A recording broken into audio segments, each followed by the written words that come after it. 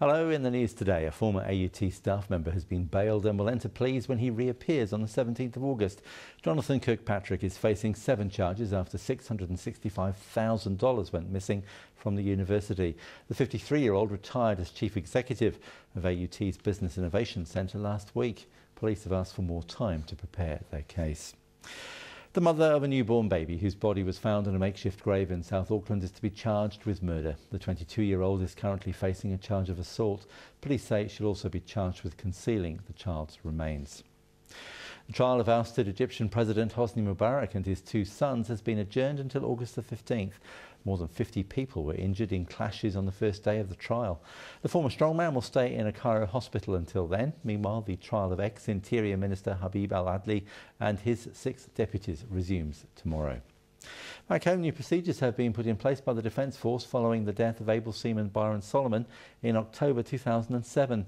He drowned when the launch of a rigid hull inflatable boat from the HMNZS Canterbury went wrong during an exercise off Cape Reinga.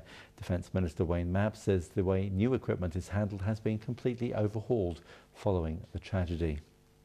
The government says no frontline jobs will go in a major restructuring of the Inland Revenue Department. 191 full-time equivalent roles will go in offices in Rotorua, New Plymouth, Napier, Nelson and Invercargill. Revenue Minister Peter Dunn says some people will be redeployed and some will take voluntary redundancy. Auckland's mayor wants to investigate congestion charges as a way to pay for transport projects in the city. Len Brown has this afternoon been outlining how the council's Auckland plan will be implemented over the next decade. Mayor Brown says the City Rail link is the top priority for Auckland, which he says will open up transport across the region and spur economic growth.